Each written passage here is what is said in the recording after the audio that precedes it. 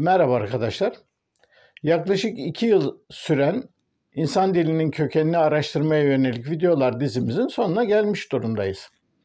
Yani yaptığım son 7-8 videoda yaptığım özetlerden sonra bu 2 yıllık süreç içerisinde videolarda ele aldığım konuları size kısaca özetlemeye çalıştım.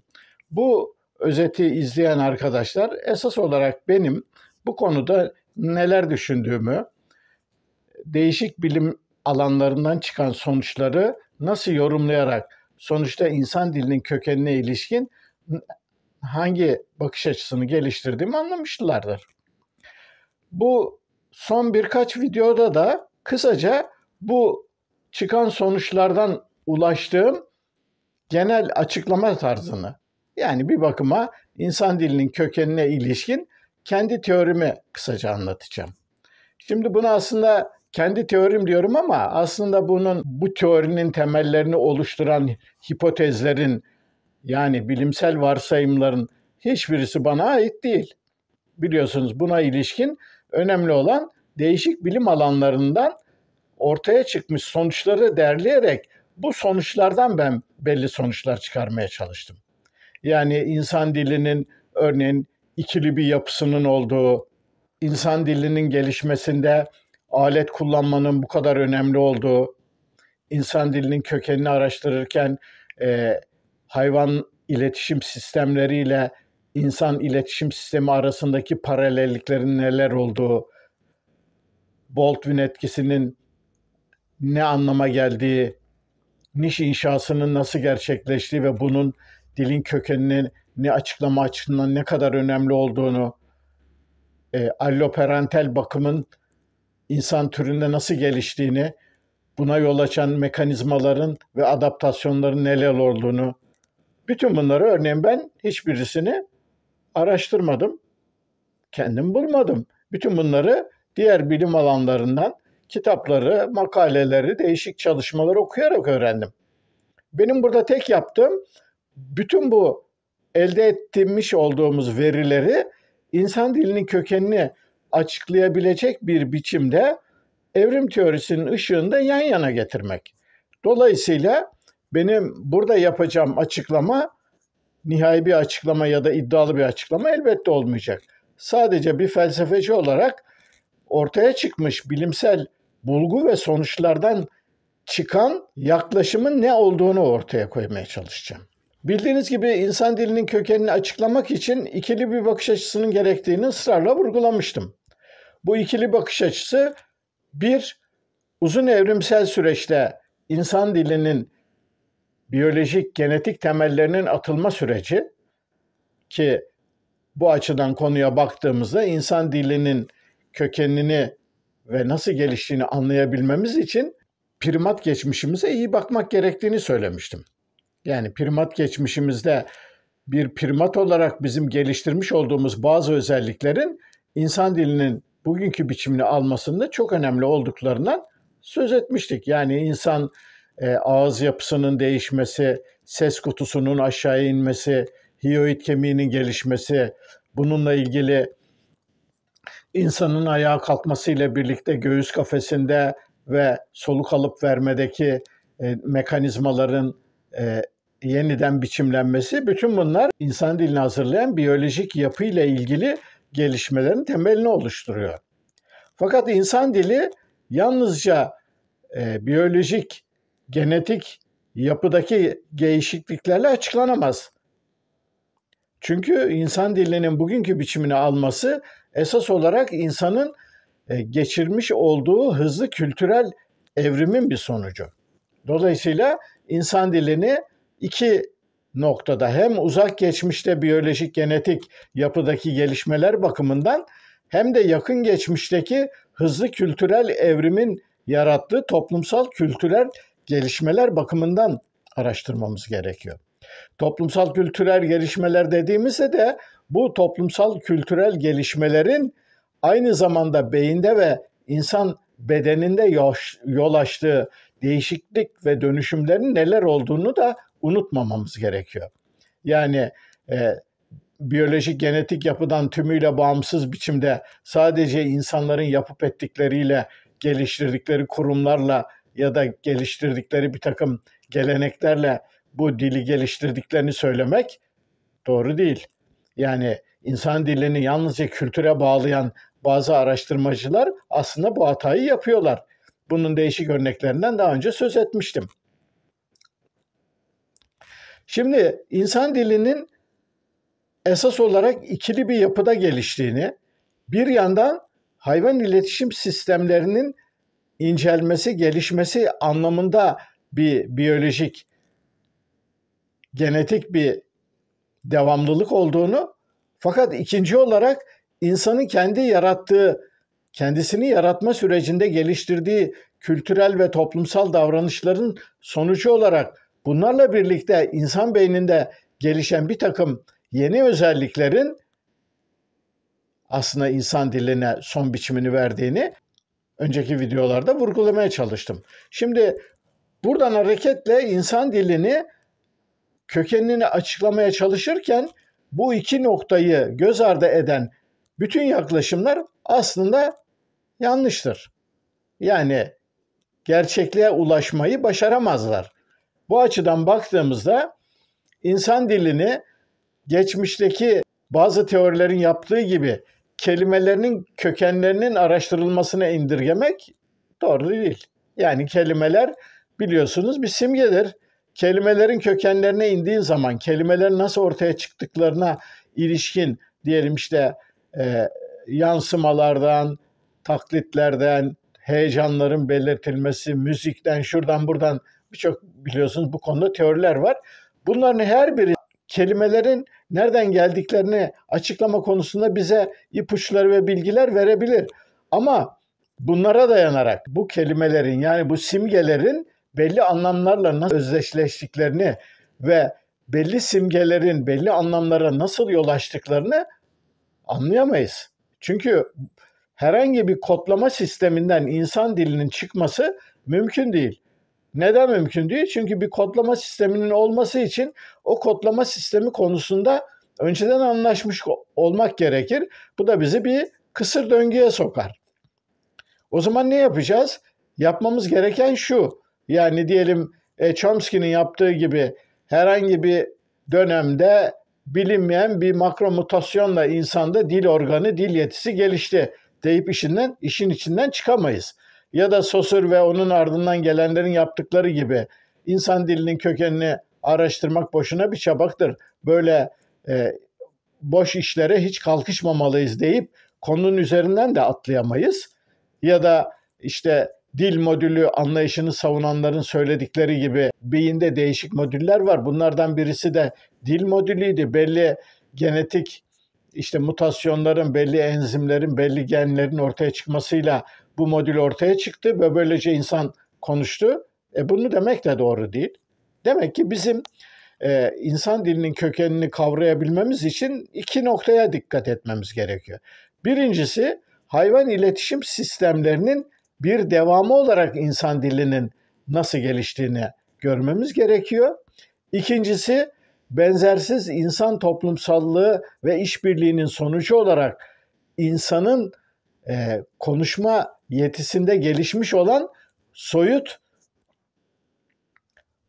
özelliklerin ve soyut bilgiyi taşıyabilme yeterliliğinin nasıl ortaya çıktığını anlamamız gerekiyor. Bu ikili ayrıma göre konuyu açıklamaya çalıştığımızda aslında hiç belki de düşünmediğiniz bazı ayrıntıların yavaş yavaş belirmeye başladığını ve bilincine vardığımızı çok kolay biçimde görebileceksiniz. Yani örneğin bugün şimdi yeryüzünde değişik dil aileleri var biliyorsunuz. Bunlar en genelde işte belli gruplara ayrılıyor. Diyelim tek heceli diller, işte bükünlü diller yani fiillerin biçim değiştirmeleriyle kiplerin değişmesi, zaman özelliğinin buna göre belirlendiği diller. Bir de bitişken diller, örneğin Türkçenin de yer aldığı sürekli bir ana köke belli eklerin eklenmesiyle birlikte dilde zamanların ve değişik yapıların ortaya çıktığı diller. Bu biçimiyle değişik dil ailelerinden söz ediliyor. Fakat bu dil ailelerinin neden bu biçime geldiklerini açıklayabilen bir teori yok. Ama bizim burada ortaya koyduğumuz ve anlattığımız özelliklere dikkat ettiğimiz zaman aslında bu değişik dil ailelerini birbirinden ayıran temel özelliklerin insan dilinin gelişmesiyle ilgili birinci basamakla ilgili olduğunu anlamamız hiç de zor değil. Ne demek istiyorum? Şunu demek istiyorum.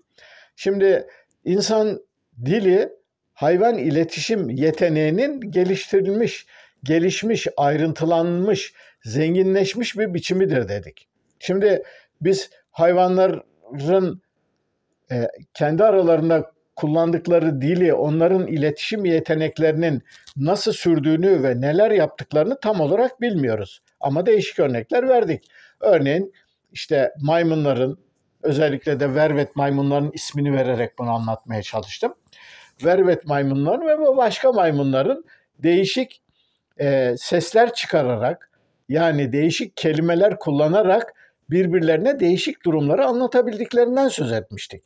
Ki bunun benzeri bir durumu balinalarla ilgili yapılan çalışmalar da ortaya koyuyor. Yani balinalar suyun içerisinde çıkardıkları seslerle birbirlerine isimleriyle hitap edebiliyorlar, değişik durumları birbirlerine anlatabiliyorlar. Bütün bunlara ilişkin yeni çalışmalar çok ilginç ipuçları ve sonuçlar ortaya koyuyor. Aynı şeyi kuşlar için de söyleyebiliriz. Yani ayrıntılara tekrar girmek istemiyorum. Burada anlatmak istediğim şu. Yani insan seslenmeleri, insan hareketleri, insanın çıkardığı bu sesler ve seslerin yanı sıra insanın yüzünde beliren mimikler, hareketler, jestler, bütün bunlar aslında hayvan iletişim sistemlerine çok benziyor. Yani şempanzelerin birbirleriyle ilişkilerinde tamam sesler çıkarıyorlar, homurtular,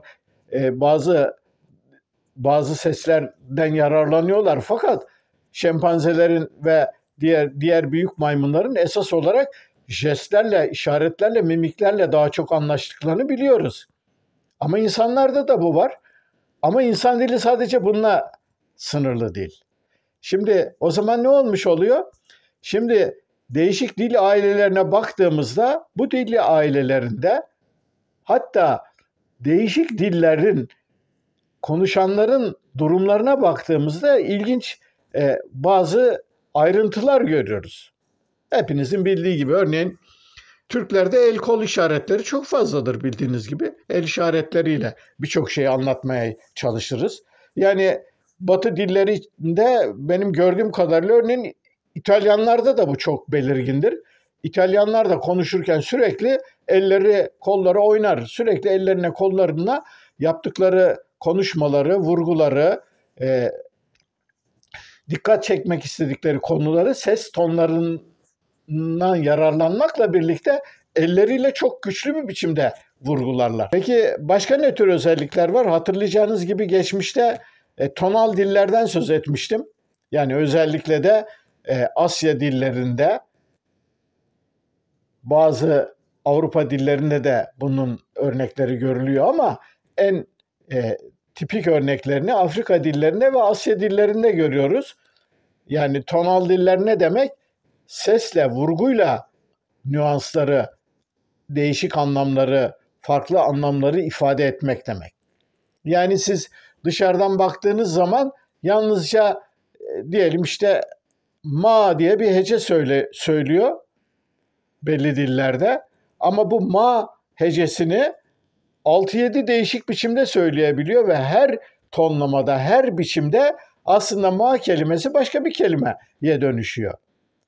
Ya zaten tek heceli, uzak doğudaki tek heceli dillerin yazı sisteminin ortaya çıkmasının da bununla ilişkili olduğunu düşünmemek elde değil.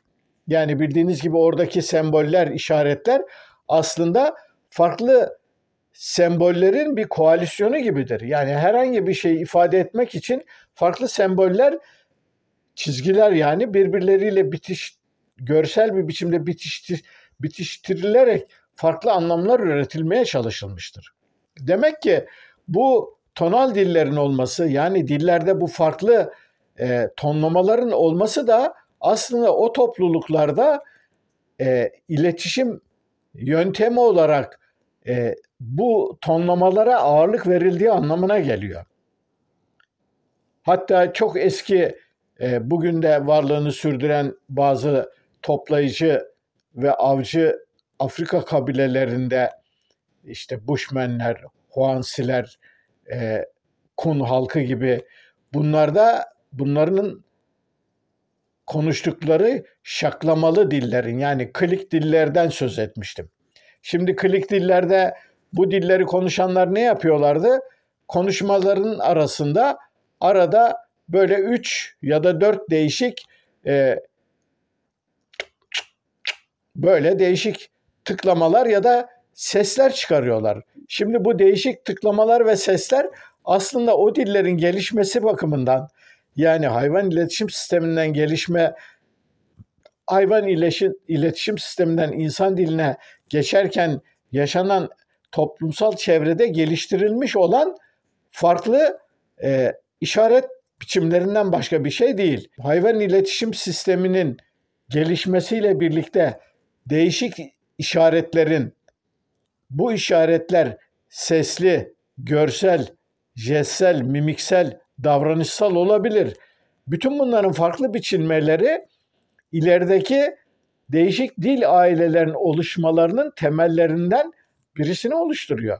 Çünkü buna göre bu dillerin gelişmeleri biçimlenmeye başlıyor. Geçmiş videolarda bu kadar farklı insan dilinin neden ortaya çıktıklarını ve dillerin nasıl bu kadar hızlı ve kolay bir biçimde birbirlerinden farklılaştıklarını da uzun uzadıya anlatmaya çalışmıştım. Yani herhangi bir adaya, ıssız bir adaya farklı diller konuşan, ana dilleri farklı olan 10-15 tane bireyi bıraktığımızı düşünün. O topluluk kısa bir süre içerisinde önce bir Pidgin dili dediğimiz karma bir dil geliştirecekler. Ardından bu dil devam ettikleri sürece birlikte olmaya, kendi kurallarını geliştiren bir yeni dile, Kreol dile, o da zamanla bağımsız ayrı bir dile kolaylıkla dönüşebilecektir diye anlatmaya çalışmıştım. Peki bunu olanaklı kılan ne? Bunu olanaklı kılan insan dilinin ikinci düzeyi, ikinci yapısı. Yani bu ikinci yapı esas olarak bir takım çok hızlı motor reflekslere dayanmakla birlikte insanın simgesel ve soyut anlaşma yeteneğini geliştirmesi ile birlikte otomatikleşen bir takım davranışlardan kaynaklanan bir yapı. Ama bunu kavramanın bir yolu olarak değişik etkinliklere bakabiliriz. Örneğin pimpon bunun için iyi bir örnek olabilir. Biliyorsunuz ustalaşmış, çok iyi pimpon oynayan iki kişinin oyununu seyrettiğinizde bu insanların yaptıkları hareketleri artık bilinçli bir biçimde yapmadıklarını hemen kolaylıkla fark edebilirsiniz. Yani o topun o kadar hızlı gidip geliyor ki topun gidiş gelişlerini artık göremez hale geliyorsunuz. Siz göremediğinize göre oyuncular da aslında görmüyor. Peki oyuncu görmediği topu nasıl ustalıkla karşılayıp karşı tarafa istediği biçimde atabiliyor? O da onun geliştirmiş olduğu beceriyle ilgili, reflekslerle ilgili.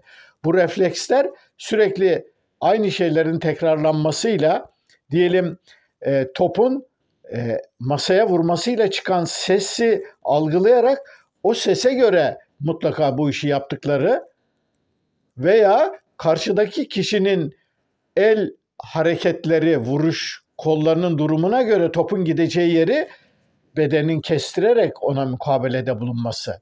Yani bunu gözlemsel olarak ağır çekimde daha kolay fark edilebilir. Fakat pratikte bunun nasıl uygulandığını anlamak mümkün değil.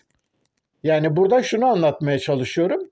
Bizim motor sistemimizin çok hızlı bir biçimde ve olağanüstü yönlerde geliştirilmesi mümkün.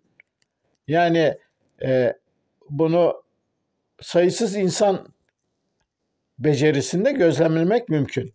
Yani bir piyanonun başına oturduğunda hiç piyano kullanmamış birisinin o piyano tuşlarına elleriyle dokunması ve usta bir piyanistin çaldığı ezgileri, onun tuşlara dokunmasındaki yumuşaklığı ve beceriyi taklit etmesi ya da onun yanına yanaşması mümkün olmaz. Oysa ki ikisi de insan ama birisi çok uzun yıllar süren belli bir emek sonunda o kadar ustalaşıp o kadar becerikli işler yapabilir hale geliyor ki artık bir noktadan sonra onları kulaklarının duymasıyla birlikte gözleriyle belli notaları gördüğünde elleri vücudu otomatikman çalışıyor. İnsanın motor refleksleri ve bu yeteneği olağanüstü geliştirilebilmeye müsait bir yapıda.